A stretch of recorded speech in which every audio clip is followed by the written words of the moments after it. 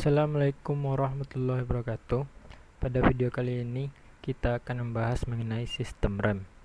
Wajib kita ketahui bahwa sistem rem ini berfungsi untuk mengurangi kecepatan atau memperlambat dan menghentikan kendaraan atau untuk memungkinkan parkir pada tempat yang menurun. Peralatan ini sangat penting pada kendaraan dan berfungsi sebagai alat keselamatan dan menjamin untuk pengendaraan yang aman. Setelah kita mengetahui fungsi dari rem, maka selanjutnya kita akan mencari tahu mengenai prinsip rem. Kendaraan tidak dapat berhenti dengan segera apabila mesin dibebaskan atau tidak dihubungkan dengan pemindahan daya. Kendaraan cenderung akan tetap bergerak.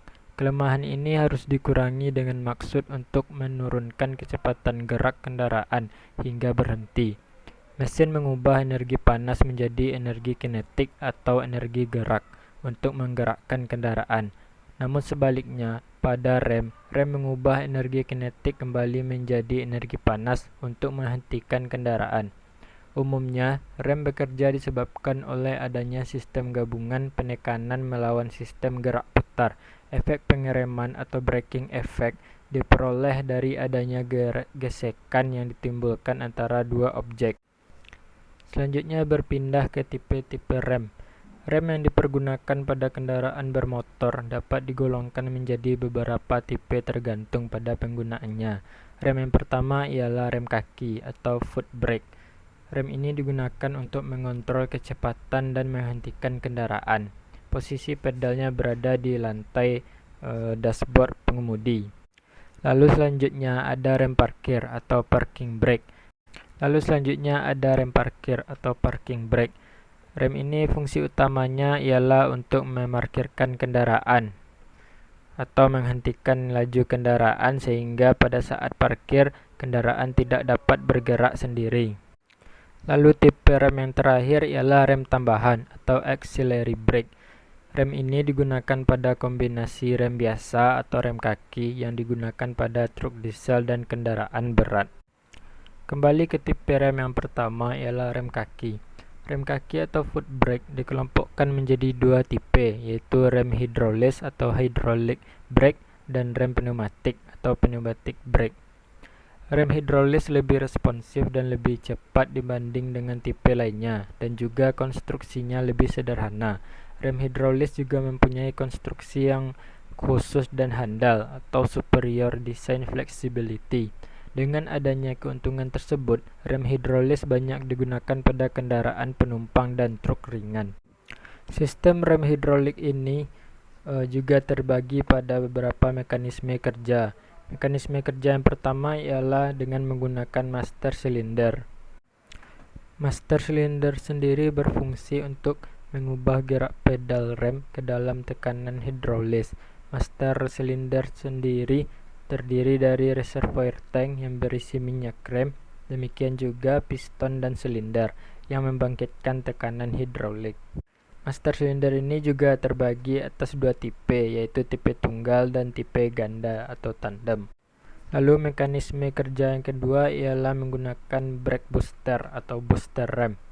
Tenaga penekanan pada pedal rem dari seorang pengemudi tidak cukup kuat untuk segera dapat menghentikan kendaraan. Jadi, booster rem dipasang guna melipat gandakan daya penekanan pedal sehingga daya pengereman yang lebih besar dapat diperoleh. Lalu mekanisme kerja yang terakhir ialah proportioning valve atau katup pengimbang. Alat ini diperlukan untuk membagi tenaga sehingga dapat memberikan pengereman yang lebih besar untuk roda depan daripada roda belakang. Alat tersebut disebut katup pengembang. Dan alat ini bekerja secara otomatis menurunkan tekanan hidrolis pada silinder roda belakang. Dengan demikian, daya pengereman atau daya cengkeraman pada roda belakang akan berkurang. Lalu baru-baru ini dikembangkan juga sebuah sistem yang bernama ABS, yaitu Anti-Lock Brake System. Rem anti-lock ini diciptakan tidak hanya untuk mencegah terkuncinya roda-roda belakang selama pengereman secara tiba-tiba, tetapi juga untuk mengontrol roda-roda depan agar kendaraan tidak berputar atau slip serta menjaga pengendalian kemudi dengan baik. Beberapa komponen ABS tersebut ialah speed sensor depan yang berfungsi untuk mendeteksi kecepatan roda pada masing-masing roda depan. Lalu yang kedua ada speed sensor belakang yang fungsinya sama, yaitu untuk mendeteksi kecepatan roda pada masing-masing roda belakang. Lalu komponen ketiga ada switch lampu rem. Switch ini berfungsi untuk mendeteksi tanda pengereman dan mengirimkan ke komputer ABS. Lalu komponen selanjutnya ialah lampu peringatan anti-lock atau anti-lock warning light. Lampu ini menyala untuk memberi tanda agar pengemudi siaga saat anti-lock brake system ada yang tidak berfungsi atau terjadi malfunction. Lalu komponen berikutnya ialah ABS actuator. Ini berfungsi untuk mengontrol tekanan minyak rem pada masing-masing silinder disc brake dengan signal dari komputer ABS. Lalu komponen terakhir ialah ABS komputer. Dengan signal-signal dari masing-masing speed sensor, ia menghitung jumlah akselerasi dan deselerasi dan mengirim signal-signal ke aktuator ke pengontrol tekanan minyak rem. Sedangkan rem pneumatik sendiri terbagi dua, yaitu air over hydraulic.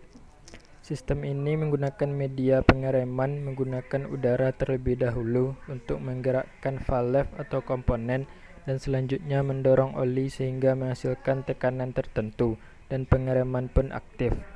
Untuk komponen sistem brake air over hydraulic ini terdapat kompresor, yaitu berfungsi sebagai sumber suplai udara yang digunakan di dalam brake system.